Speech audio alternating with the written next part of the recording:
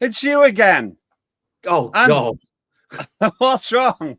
I thought I got rid of you. Bad penny time strikes again. I thought you were out of the country, but here you are again. Absolutely. How have you been? I've been really good, thank you. I have not been traveling this last week, which is wonderful. And a friend and I have decided to set up a little antique shop, which is a new project. And it's been really good fun. We've been like sourcing items for it at different auctions. And we've had a good first month, I have to say. We've actually made some money, Lembit, which is a nice bonus. I know. That's the last thing you need. I can give you some antiques. My clothes. No. We have a kind of a style behind our antiques. They have to be at least fashionable and have a certain value, Lembit. So I'll pass if it's okay with you. War on want for me then.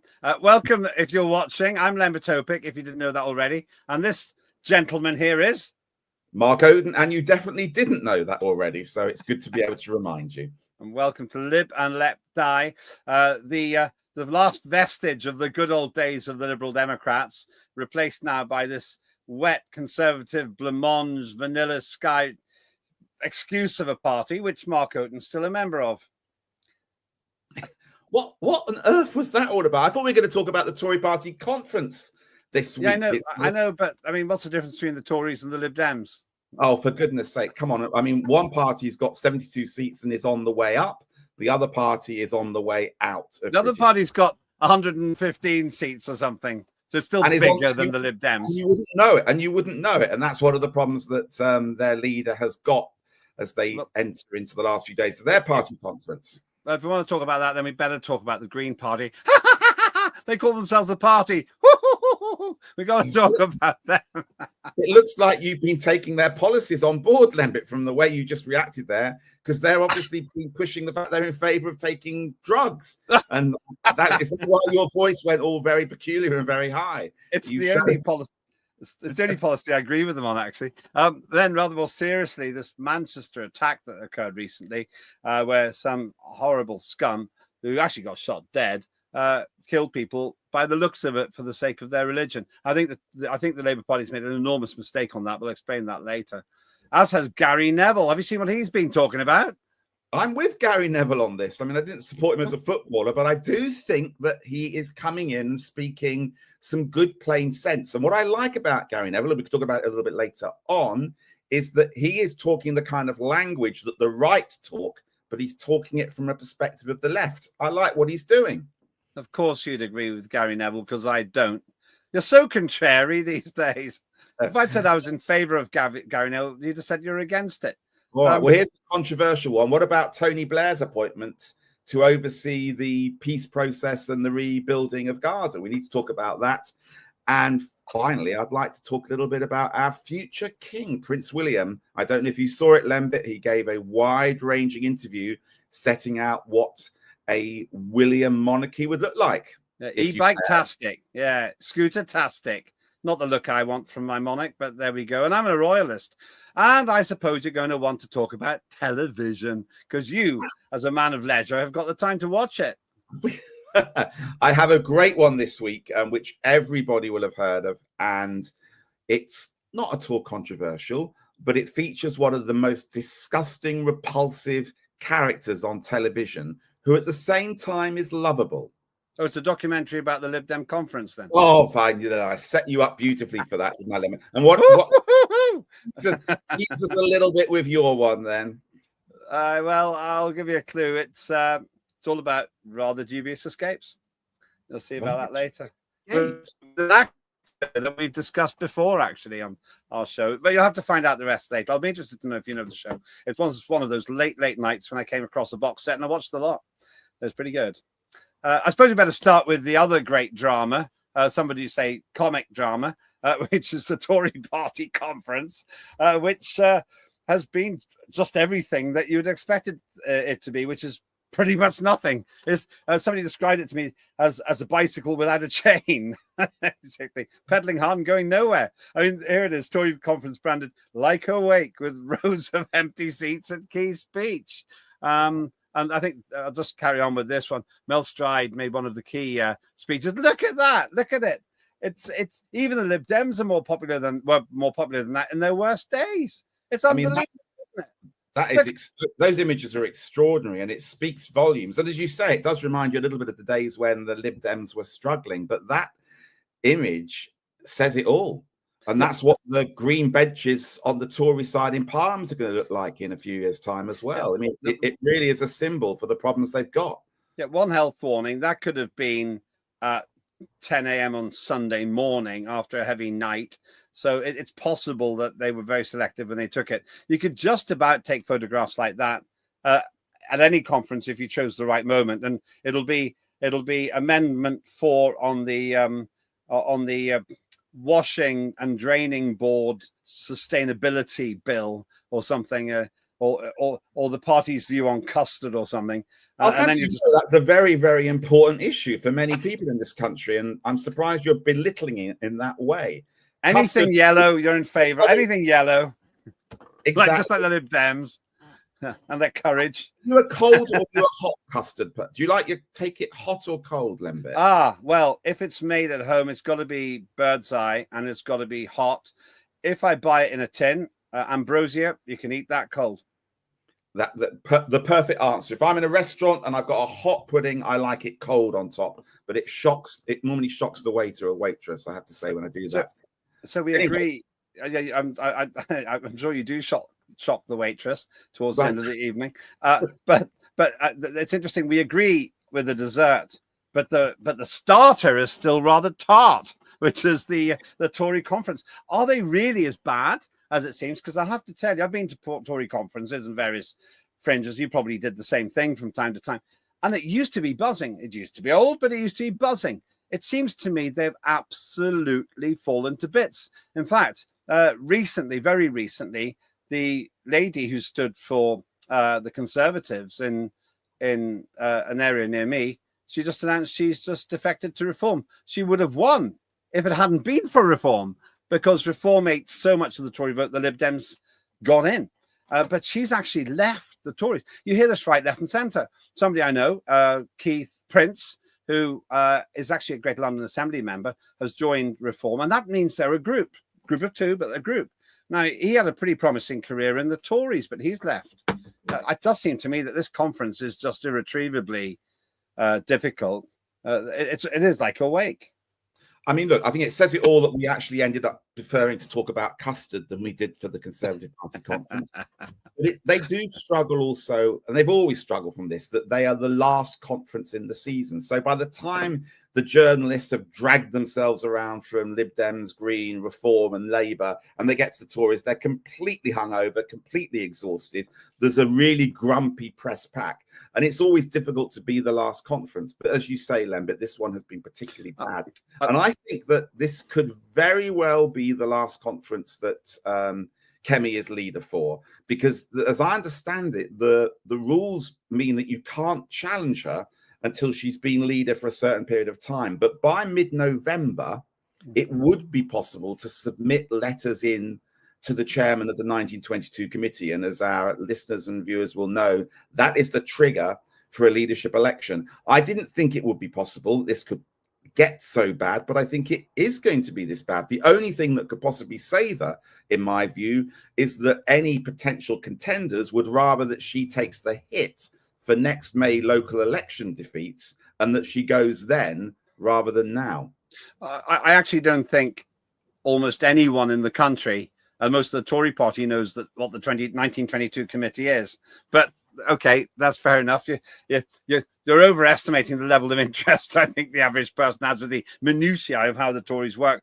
But the point you're making is right. There is a system which is really involving the MPs. Doesn't involve anybody else, just the members of Parliament. And if they've had enough of her, they can get her out really easily. They got rid of the unsinkable Margaret Thatcher doing that. I have to say, I like Kemi Badenoch as a person. You still don't say her name right, by the way. It's Badenoch, not Badenoch. 1D, it's a pedantic point, but why is it not pedantic on that basis? But moving on from that, the fact is that she's a likable person, but she comes across as a reasonably good sixth form debater. She does not come across as a leader of a party, and she doesn't come across as prime minister. But the main problem she's got is she has an unfloatable. She might be unsinkable herself in a way, but she's got an unfloatable Tory party. It's not that it's sinking; it's just stuck on the rocks, and the tide's gone out, and it just sits there with the propellers spinning and nobody wanting to board. Yeah, I mean, if you want to carry on the analogy that you could argue that changing the leader is like changing the deck chairs on the top of the Titanic, for sure. And I think that the problem that they have is much more than the leader. It is fundamentally, it feels to me like one of those points in history where a party genuinely could disappear. And, we've seen this happen maybe every 100 years or so, that a party comes to a point where it has just run out of its purpose of being. And I think the Tory party has got to that point now. There's danger there, and let's not divert into reform too much. But then the obvious thing will happen. They'll all go into reform, and reform becomes Tory 2.0. Now, I've talked about that with reform before, and I don't think they fully understand the danger here. The danger is exactly what Nick Clegg did to the Lib Dems. He materially changed the character of the party by putting his own people in. And I know you were part of what used to be called the Orange Book. Nobody's going to remember what that is either. But there was this group that changed the way that Lib Dems worked and ultimately led to disaster.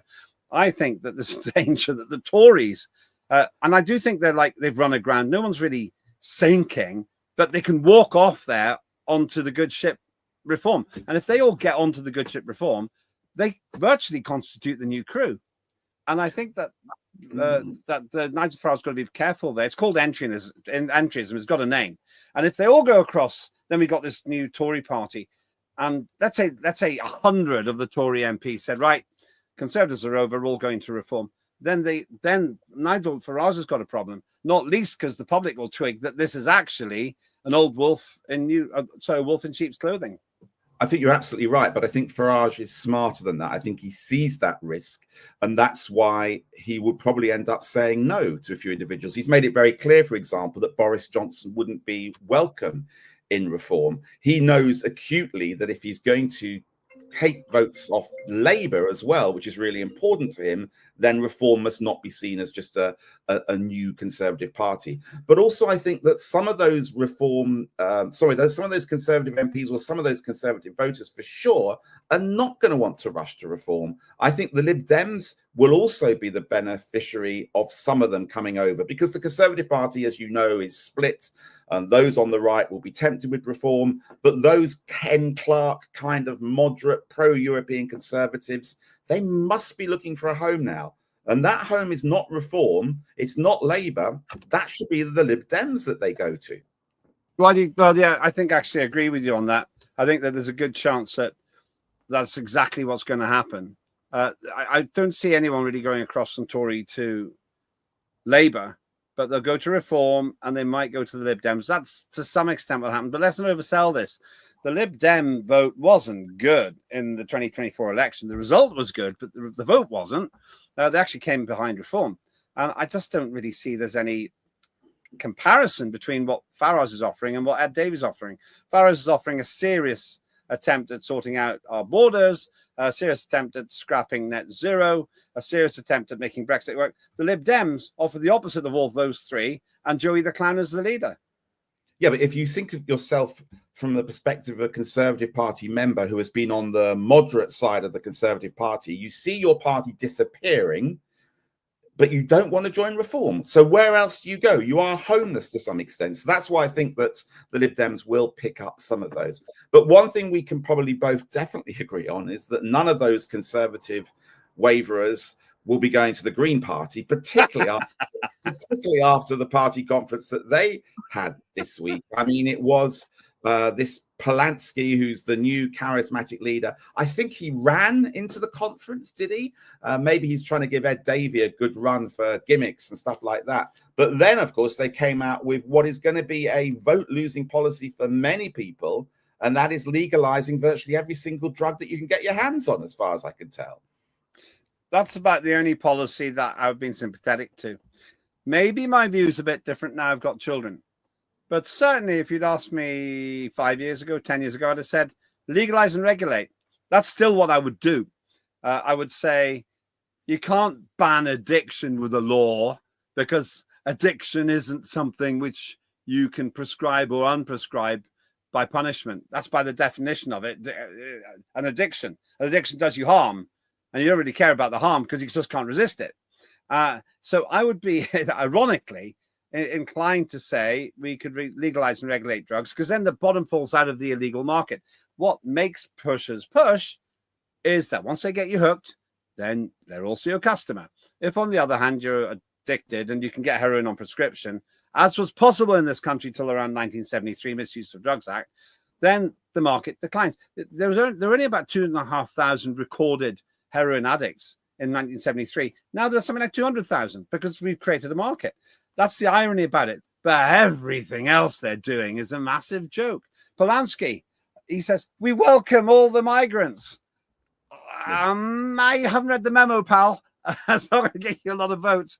That means Reform's not going to vote for them. The Tories aren't going to vote for them. No, Labour's going to vote for them. Maybe some Lib Dems will vote for them on both of those policies.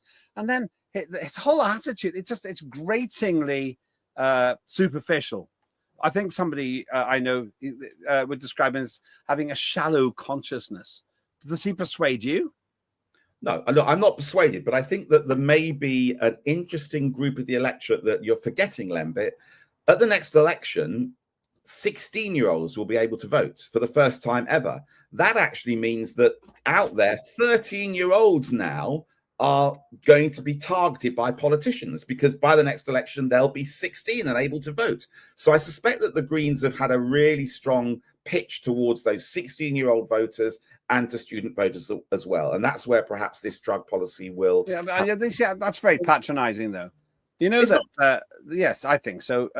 I understand, and you can see it if you ever go to a pub. If you can afford to go to a pub, I can't. But if you go to a pub, you get fewer young people there. Drinking amongst young people's gone way down. I don't know what they're doing in terms of drugs, but I get the feeling that there are rather more clean living than our generation, so they won't look like us at our age. But once again, a lot of them are going to reform. That is also true as well. But where are the Green voters going to come from then? And it does seem that he has to pitch at that younger demographic. By saying that he's going to legalize drugs, saying he's going to welcome more migrants, he certainly is going to be alienating the over 50-year-old vote. That's for sure. So I think his pitch is towards those younger people. But just on the drugs issue, I think I've changed my mind on this one. Last week, I confessed to changing my mind on ID cards. I used to be in favor of legalizing drugs. In fact, the Lib Dems back in Paddy Ashdown's day had it as a policy. I remember the press headlines after he introduced it. It was Paddy's party goes to pot. And it did us huge damage at the time. Look, I think it's an oversimplification to say that if you regulate and you have a system in place that means that it is acceptable, you get rid of the pushers, you get rid of the black market. I'm not entirely convinced of that anymore. I think what you do is you make it acceptable. And just as we have had with cigarettes and tobacco, for example, which is legalized, you've created a black market, which is huge for individuals still trying to get cheaper cigarettes. And there's a lot of crime connected with that. I can see the same thing still happening if you legalize drugs. There would still be people undercutting the market, and you'd still have that black market and that dangerous link to gangs and to crime, which is linked to those people selling drugs. Yeah, to paraphrase a Labour comment about the Lib Dems in the Oldham by-election, you're soft on freedom and high on authoritarianism. That's your problem now. You become some sort of a conservative junkie when it comes to this. I remember the days when you used to be, these two words you may not remember, a liberal Democrat. But like your party, you've walked away from it all now. So, well, now I think, young people are too stupid to do this. So, I suppose you wouldn't give young people the 16-year-old vote either now, because honestly, if they can't judge on drugs, why would you let them judge on who's going to run the country? Which is pretty smart if you think about it, because I think a lot of the 16, 17-year-olds are going to reform. But the fundamental point I've got here about the Greens is it's really ironic. I'm arguing for the Green policy on drugs and you're arguing against it. But the fundamental problem is on everything else, they're screwball. They want to ban flying, essentially, or close to it. They want to ban large motorbikes. They want to ban all kinds of things which are just normal life. And it's a weird thing. They don't have any limit on how many children you can have. Anytime I meet a Green voter who has 3 children or more, I say, but you're creating the biggest pollution there is. More people. Well, they won't talk about that. And they thought, well, that's not right. It's a human right. Oh, it's a human right to have as many kids as you want, but woe betide the person who takes his family to Torremolinos for a week every summer. And what about little Greta Thunberg? She's got a fair number of air miles racked up there. She doesn't sail everywhere. This is the problem. The fundamental reason, and I have to tell you, in 1989, I thought about joining the Greens. And then I realized they're a pressure group. Yeah, it was between the Lib Dems and Greens. And Paddy Ashton convinced me to join the Lib Dems. And at that time, I thought, absolutely right decision. I've never regretted not joining the Greens because I realized in 1989, at the tender age of 24, that they were just a pressure group, single issue pressure group. Now, to their credit, they have wagged the dog of the entire Western political world, but they've wrecked it too because there is no climate emergency. Did you know that all of the human emissions every year add 142,000th of CO2? That's the amount of CO2 of the atmosphere. All the CO2 is 142,000th of the atmosphere, and most of that's reabsorbed as well. And that's a fundamental thing. They talk utter drivel. They don't understand the science. And when you say things like that, they go, "Oh no, but there's a climate crisis." There's no climate crisis. You know, I saw an article on the television saying, "Oh yes, well, the Alps are losing their glaciers because of global warming." And then I saw another article saying the Antarctic is gaining ice because of global warming. I mean, it's ridiculous. Thank you. I feel I've had some counselling. Is it over now? Is there any more? I finished. I realised I went on a bit. I'll be quiet later. If only this program wasn't recorded live, we could actually edit some of that rubbish out. But anyway, we have to keep plugging ahead and leave it in. On more serious notes than your blasting of the Green Party, the events in Manchester this... Would you ever vote Green? Would you ever vote Green? I've never voted Green, and I would never vote Green, no, because I believe in the politics has to be real. There are tough decisions that you have to make, and you have to be unpopular at times to achieve those things. And I don't think that the Greens understand sometimes the reality of running things, and we're seeing it in some of the councils that they run up and down the country as well. I did vote Green once. Really? Yeah, in 1984 or 5, and as an MP. It must have been 84. Not when I was an MP. So when I was a student. It was a local government vote, and I went to the place, and I was going to vote whatever the SDP alliance was at the time, and then what happened was I met the Green candidate. I thought, oh, he's really nice. I voted Green. One time. But at least I speak from authority. Go on. Is this the only time you've not voted for the Lib Dems? That's a different subject. Okay. We will revisit that at some other time. But look, can we talk about something much more painful? Manchester? Horrible. At so many different levels, and I think that it was right that the country took note. I think it was right that the politicians made the comments that they did about what concerns me is the difference that we have in this country between understanding that you can be against what Israel is doing, but that doesn't mean you're anti-Semitic and you're against Jewish people. And they are two completely different things that are happening here. And I absolutely understand people want to protest against what's happening in Israel and the way the Israeli government are doing things. To muddle that up with these terrible attacks and assaults on Jewish people is just wrong. It's just wrong. That's interesting. Absolutely. Once again, this is very rarely happens. I'm agreeing with you for a second time in the same show. I know that history. Note this day. There'll be a blue plaque on our studio after today. On this day, Mark Oaten and Öpik actually agreed for the first time since 1997.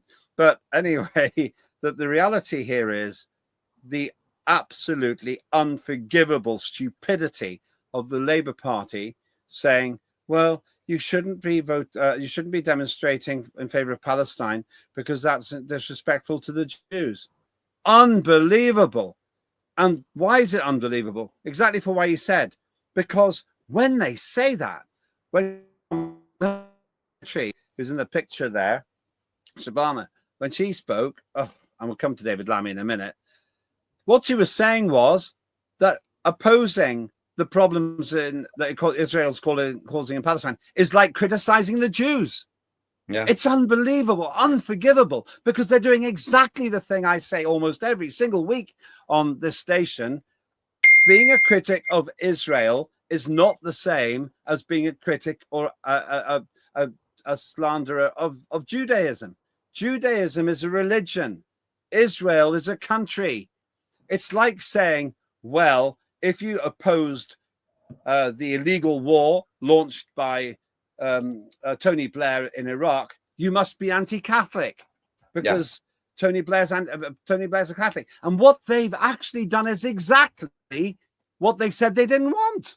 They're now saying you oppose the genocide in Palestine. You must be anti-Jewish because the Jews are doing it. And I can't believe we've got a government as irresponsible as to stir up exactly the religious hatred they say they don't want. And I find that unforgivable. Look at him, Starmer there. Say, I would ask them not to demonstrate in favor of Palestine because it's disrespectful to the Jews. Nothing to do with the Jews. Everything to do what you think about whether you like Israel or not. And it drove me crazy when I saw this, Mark.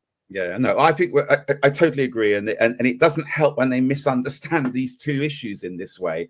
And what they're doing is fueling a hatred towards Jewish people, which I don't think they're doing it deliberately, but by default, they are encouraging that. And it's the wrong focus. It really, really is for doing that. Look, I mean, the other sad thing about what happened was, of course, two people lost their lives. And one of them lost their lives because the police shot that individual, albeit by trying to shoot the terrorist at the same time. Look, all round, it's awful. Will it be the last time this happens? Sadly, I doubt it will, and we will have to wait and see what happens next. But yeah, horrible events in Manchester. Just one word on it, though. That man there, David Lammy, showed his complete idiocy by going on about his pre-prepared speech when he was being heckled. Why was he being heckled? Because the community there, presumably the pro-Israel, pro-Zionist, doesn't matter if they're Jews or not, doesn't matter. Pro-Israel, pro-Zionist community were shouting at him, how dare you, as a party, recognize Palestine? So a lot of people feel strongly about it. We're not going into that, what you and I think about it. I bet you we disagree, but we'll see. Maybe not. And he, instead of saying what he should have said, what he should have said, I'll say in a minute, he just read this anodyne, inappropriate, badly phrased, insensitive speech, which didn't even slightly reflect the feelings in the audience. What he should have said is, I know a lot of people feel very strongly about decisions made by the Labour government. I'm willing to discuss that. But for the next 20 minutes, we're here to remember the dead. And whatever you think about the politics, let's respect the honour of two people who never deserved this. And perhaps we can grieve and honour them together. If he'd said that, the heckling would have stopped. But he was too stupid to do it. He didn't read the room at all. But equally, I didn't think it was appropriate that he was booed and chanted it in the way that he was either on the other side. I wonder whether, with hindsight, it was perhaps the wrong decision for all the politicians to suddenly flood to Manchester in the way they did. You had Andy Burnham, even Angela Rayner, Lucy Powell, David Lammy, the Home Secretary, Keir Starmer, half the cabinet were there. Was that maybe an overreaction? Should Keir Starmer have actually flown back from his conference in Denmark? It's a difficult one because the politicians are so scared not to be seen to be reacting, but actually maybe their extreme reaction on this occasion wasn't appropriate in the community that they went to try and support. Yeah, but my view, Mark, is that Keir Starmer's response was anodyne and pointless, but probably neutral.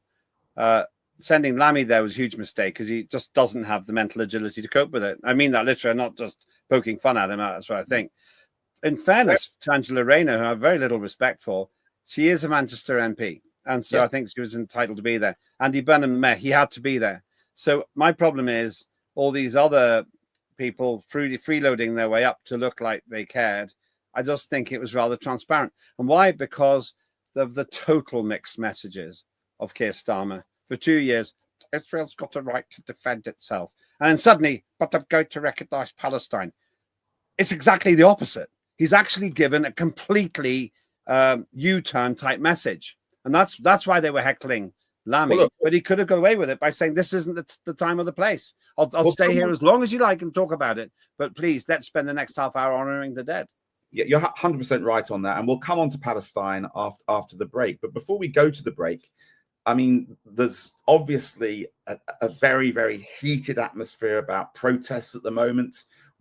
Where do you stand on this? Because I imagine you're with me that you want to defend the right of individuals to be able to protest.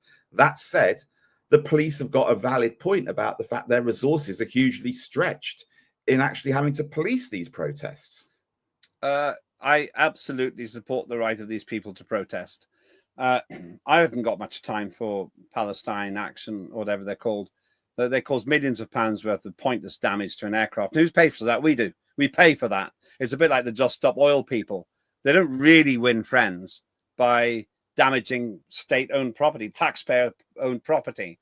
But notwithstanding that, if I was Home Secretary, I'd say whether I agree with you or not isn't the point. Demonstrate, but here's the quid pro quo. Here's the deal. Don't hurt people, don't harm property.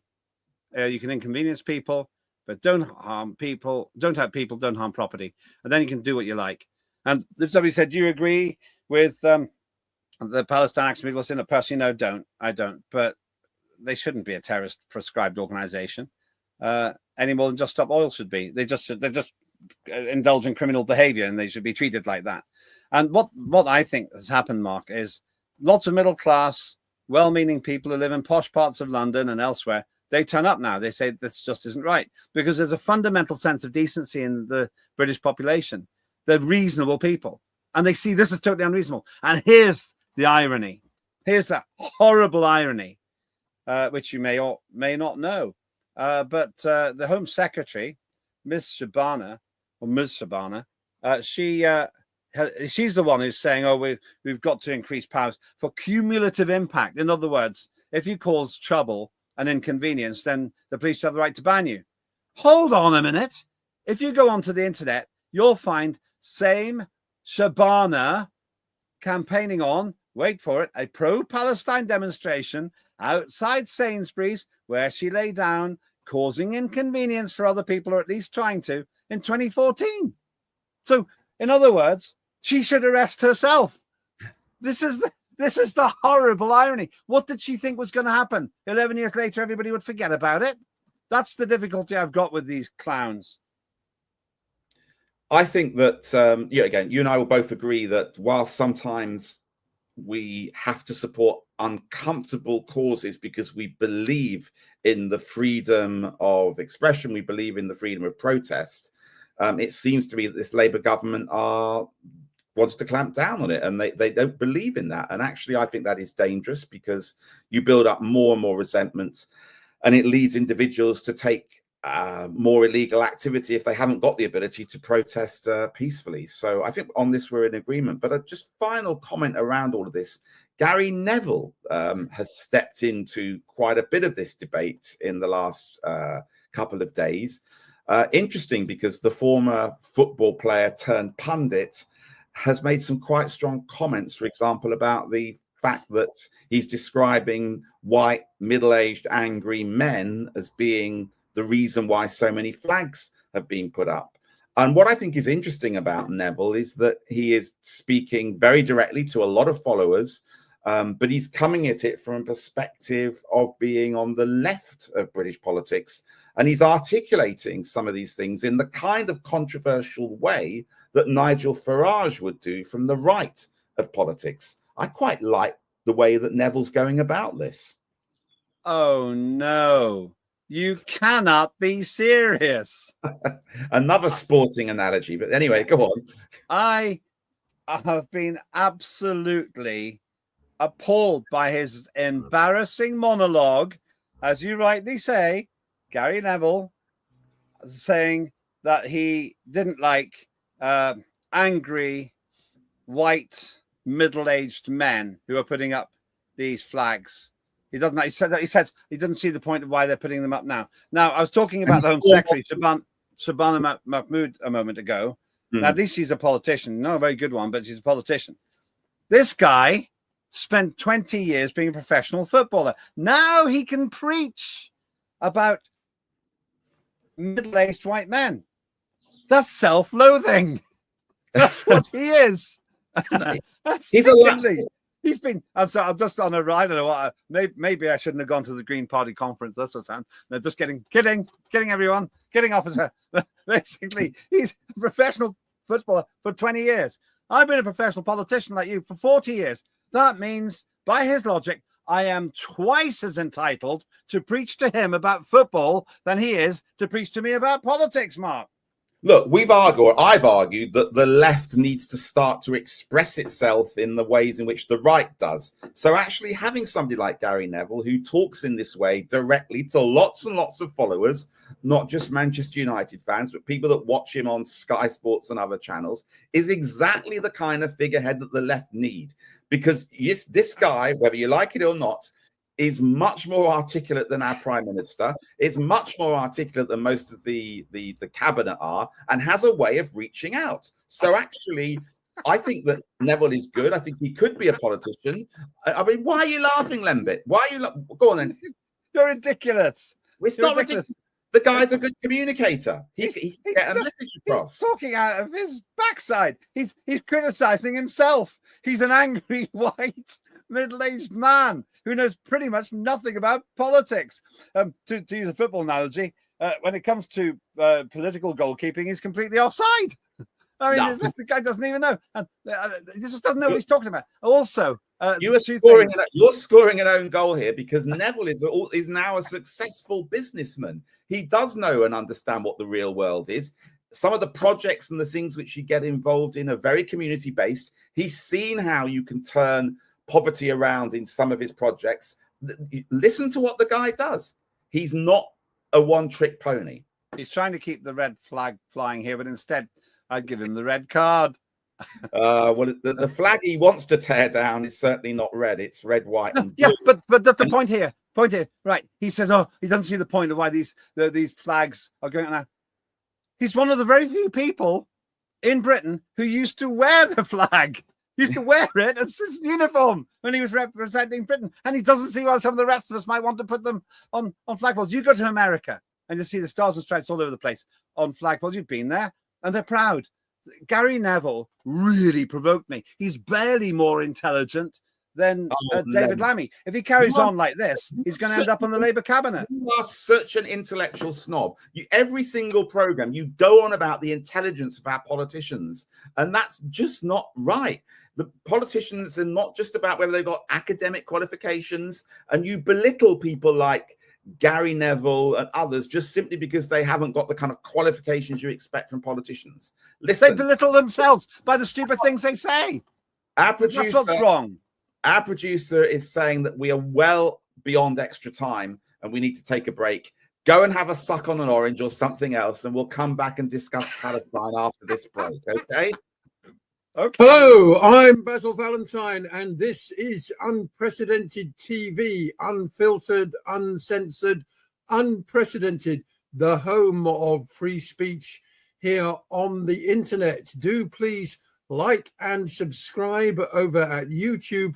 Follow us on X, and remember, I'm on air every day, Monday to Friday, 1 p.m. for Ascending Order, your daily news edit with live guests and all the genuinely most important stories from around the world. Don't allow yourself to be propagandized by the corporate media. Forget the world at one on Radio 4. Join me, Basil Valentine, instead, 1 p.m. on X, Monday to Friday, also on YouTube. And I'll see you all very soon. Right, Lembit. That Basil Valentine's doing all right. Did you see where he lives? Yeah, he's got a nice book collection. Mine's all falling around. Actually, I've got my books on a pair of old skis, which I thought was a really, really cool idea. And yeah, exactly. It didn't work. This is the view from my window. Yeah. Have you calmed down now during our little break there? Because you were getting rather. As long as you don't raise another really provocative person, I should make it to the end of the show. Yeah. Okay, so let's talk about Tony Blair then. That's No. What am I doing to you? I'm killing you. Look, we need to talk Tony Blair. Serious. Let's have a little look. We're really talking about him, are we now? Well, we're not the ones joking about that earlier on. Donald Trump is talking about him. I think that we've got some clips of Donald Trump actually saying why he thinks that Blair should be the guy to run the task force, which is going to be looking at the future for Gaza. This is eternity. Make me even more angry if you have to listen to him. Oh, we do. Forever. Okay. To ensure the success of this effort, my plan calls for the creation of a new international oversight body, the Board of Peace, we call it, the Board of Peace, sort of a beautiful name, the Board of Peace, which will be headed, not at my request, believe me, I'm very busy, but we have to make sure this works. The leaders of the Arab world and Israel and everybody involved asked me to do this, so it would be headed by a gentleman known as President Donald J. Trump of the United States. That's what I want, is some extra work to do, but it's so important that I'm willing to do it, and we'll do it right, and we're going to put leaders from other countries on, and leaders that are very distinguished leaders, and we'll have a board, and one of the people that wants to be on the board is the UK former Prime Minister, Tony Blair, good man, very good man, and some others, and they'll be named. I mean, honestly, it is laughable, and it's a beautiful name, the Board of Peace, and I'm too busy to do it, but I'm still going to do it. I mean, it's incredible. However, having said that, fair dues, he's got to this point, he's brokered the peace, and he's got closest to anybody has in the last 2 or 3 years to being able to get to this point where we could see a possible outcome which will result in a settlement and a resolution to this terrible conflict. But for me, I think it's genius to bring back Blair. I have no issues with Tony Blair. I think that he's an outstanding politician. I'm surprised he wants to do it because it's an incredibly difficult situation to take on. But I suspect he wants to do it because he's still terribly obsessed by history. He's obsessed by his legacy. He knows that the legacy that he has is all around Iraq.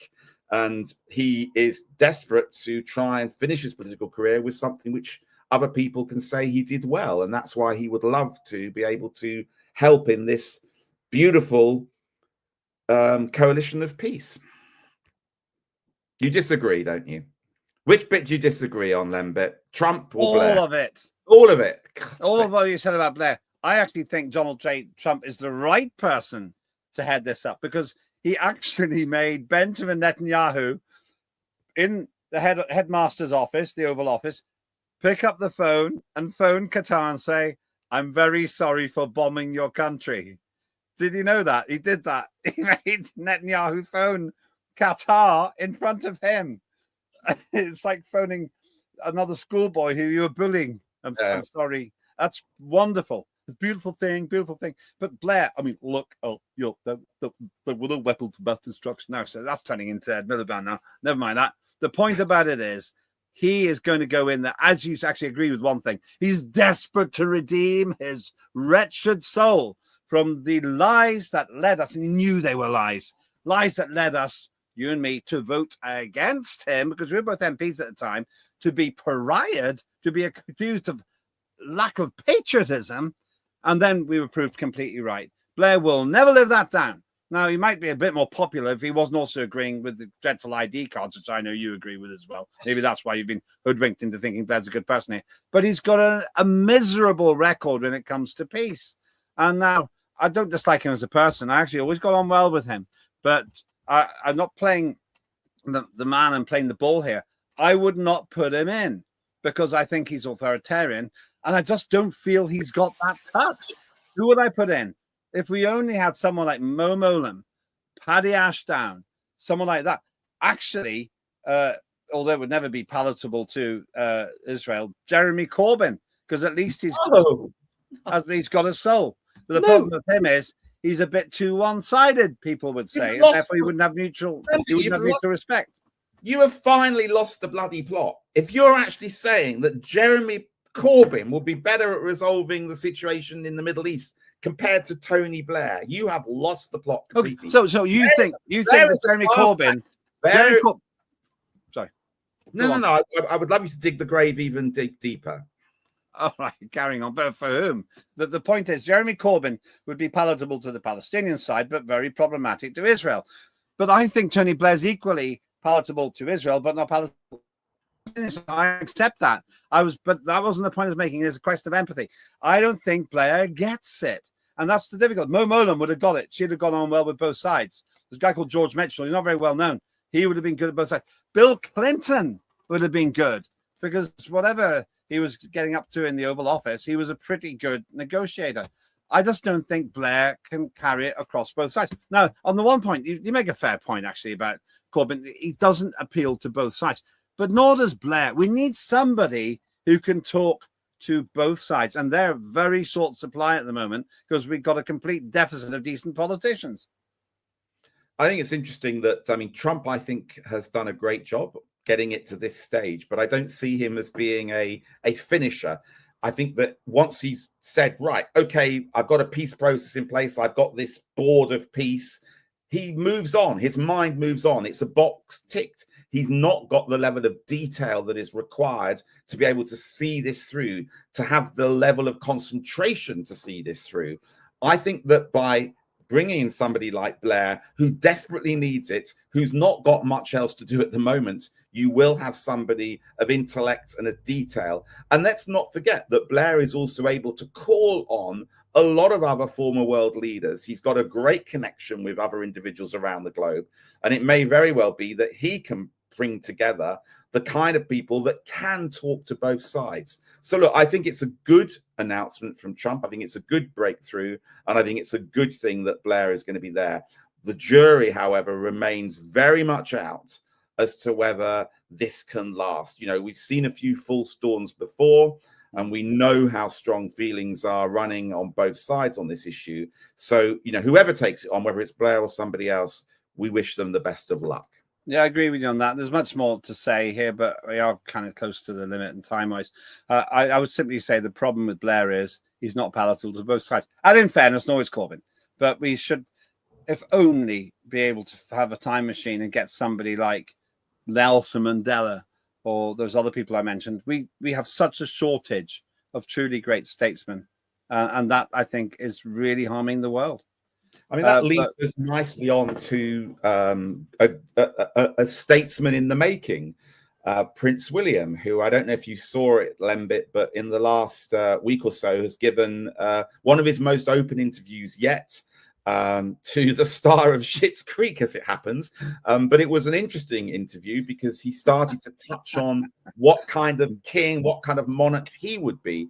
And this is a really difficult balancing act, because of course when you say, well, I want to do this, I want to do that in the future, you're immediately going to be accused of saying, so you're currently saying that the current king and your dad has got it wrong. It's a balancing act, but I think he pulled it off beautifully by saying, look, he's still very committed to the institution of the coronation and those various pageantry things that you see with the monarch, but also setting out, look at what I'm doing now, look at how I've taken on the estates and the work that my father used to do when he was Prince of Wales. See how I operate. I have a WhatsApp group. You know, I'm very accessible. I think it was a good interview. Interestingly, he did also mention the H word, Harry. He said it very briefly, but he said it once. And the fact that he actually uttered it is being seen by some as the beginnings of a thawing in that very, very frosty relationship. Are you a monarch? Where are you on the monarchy? I see. You actually and I went to Highgrove once, and you introduced me to Prince Charles. Yeah. I seem to remember that, and I seem to remember that the now Queen had a cold, and we were in Highgrove, weren't we? Yeah, Highgrove. Yeah, we were. I introduced you. I know King Charles as it is. I'm a monarchist. I think that they are a great institution. They get lambasted and criticized all the time. Probably unprecedented TV viewers say, how dare you? You should be a Republican. I'm a monarchist for pragmatic reasons. They are a very good ambassadorial operation. And whatever the intrigues behind closed doors in Buckingham Palace, they don't affect me. What does affect me is the fact that they present positively around the world. And I think King Charles is very, very good at that. And I have a lot of respect for him personally. I don't agree with his views on climate, but that's the policy distinction. In terms of the man, he sacrificed his entire life to public life. Oh, he's rich, you say. He's a prisoner. He's a prisoner. Always will be for the whole of his life. And whatever criticisms you make of him, I find him to be a good and honourable soul. And look, he played a blinder with Donald Trump a couple of weeks ago, which can't have been easy. And he rolled out the red carpet and more. That has done us huge favors in keeping that special relationship going. So I'm with you. I'm a great monarchist, but I also look forward to a time when the monarchy can evolve and develop. And I think that in Prince William and in Catherine, the monarchy is safe for the future. And that's something we couldn't have been that sure about maybe 5 or 6 years ago. I would say I like where King Charles has taken it. I like Charles III and where he is with it. He's quite political, but he's a bit more discreet about it than he used to be. And he has to be. In terms of where William takes it, well, he has to sound like he's progressive. They always have to say that. I don't want them to be progressive. I want them to be old-fashioned.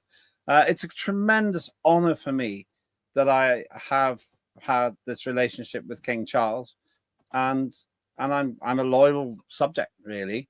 And when Prince William takes it over, he'll do okay as well. He has to get on with Harry. He has to, but I suspect that relationship will never really be the same again. Sibling rivalry, whatever's gone on there. It's not for me. I don't care really, because I'm more interested in what actually happens to the monarchy. And I'm glad to say the overwhelming majority of the British population still want the king, and long they might do that too. Here. Totally agree. My God, we are agreeing an awful lot. Not much. No, probably about 20% of the time. It just seems like a lot. That's more than normal. That's more. Will we agree? Will we agree on our television choices? Let me try my one with you first. So I described it at the start of the program as probably one of the most disgusting, revolting, but lovable characters on British television. I am talking about Slow Horses and the man himself. There he is, sat in his chair, looking disgusting, hair unwashed, smoking a cigarette, farting all the time. An incredible character. Lamb is what he's known as. And he runs basically an alternative to the Secret Service and MI5. They are called Slow Horses. They're the people that have been thrown out of MI5 because they're just too incompetent. And they run this separate organization. And you know what? Time and time again, although they're meant to be the incompetent outsiders, they end up being the ones that actually solve the crime. And this character is absolutely fantastic. He doesn't give a damn. He tells his staff to fuck off, to leave the office. He farts in cars and says, you better wind the window down. He's an alcoholic. He eats a terrible diet, treats everybody incredibly badly. But we all seem to love him, and he gets away with it. Slow Horses, thoroughly recommend it. I think we're on season 5 now. It's just started season 5. They're dropping an episode each week. Have you seen it at all, Lembit? No. You heard I hadn't heard about it, but I do like Apple TV. You reminded me of something else I want to recommend the next time, not today's. And I want to thank you, because now we have to put the health warning at the beginning of the program because you used a bad word. There's now his editing for Moose. And there we go. Thank you. It's fart. Well, you said F off as well. Well, he says it all the time in the program. Yes, that's fine. That's the first time either of us has actually sworn properly on this show. Anybody that tunes into a program with Mark Oaten and Lembit Öpik on it have got to expect obscenity. I mean, for goodness sake. No. Anybody who tunes in has got to expect to utter an obscenity. That's all the difference in the world. You can't hear what they're saying. They can hear what we're saying. Apologies if you're caught unawares by Mark's flipping toilet filthy mouth. Filthy language. What's your program, Lembit? What's your program? I came across this little gem made over a decade ago with David Tennant. He's back again in our hit list. And it's The Escape Artist. I knew very little about it. I'm not very keen on courtroom dramas. This is much more than that. The story is that man there is in competition with another lawyer to be top dog, to be regarded as the best. And they don't really care if the person's guilty or innocent. They just want to win whatever they do. But then it gets personal. And David Tennant gets into a rather difficult situation with a very, very nasty client. That's giving nothing away because you find out how nasty he is very early on in the show. And then it's pretty mesmerizing, really upsetting at times, frustrating, brutal. But it's very, very hard as Nail's watching. And that's what kept my attention. I watched the whole lot. It's actually in 2 parts, comes to about 3 hours. But afterwards, you're breathless. I've actually written it down, Lembit. There you go. It's the first recommendation you've given that I have actually written down. It sounds really good. And I love David Tennant. He's an incredible actor. He can turn himself to so many different parts. I think he played Jimmy Savile in the recent drama. I thought that was Steve Coogan. I thought did that. Oh, that was Steve Coogan. You're absolutely right. And that's actually another program which is back this week, Alan Partridge. I absolutely love Alan Partridge. Maybe we'll put that on one of the programs next week. You remind me a little bit of Alan Partridge. Exactly. On that note, I suspect that, yes, our producer's saying it's Steve Coogan, not David Tennant. Although I did see David Tennant in Hamlet. Bloody brilliant in that. Anyway, on that note, we should probably wind up the program. Not before we say, please do subscribe. If you like what you're watching here, what we're doing, please subscribe to Unprecedented TV on YouTube. It doesn't cost you anything at this time. And then you get access to everything and you will love it. And it gives you notifications and everything else. And tell us if you want to see other things and tell us if you want some subjects as well. We are interactive, free speech and all that. But please, please, please subscribe to Unprecedented TV on YouTube. And follow me on X, for goodness sake. Every time I put an episode out of this, I lose followers. I mean, what on earth is going on? I'm blaming Lembit for that. Follow me on liberal, because they're libertarians. They were all me. They were all me. Lovely seeing you, Lembit. I'll see you next week when I'm sure there's loads more to talk about. Absolutely. And thanks very much for watching. I hope you enjoyed that. It's unfiltered, uncensored, unprecedented. I'm Lembit Öpik. And I was Mark Oaten. See you soon.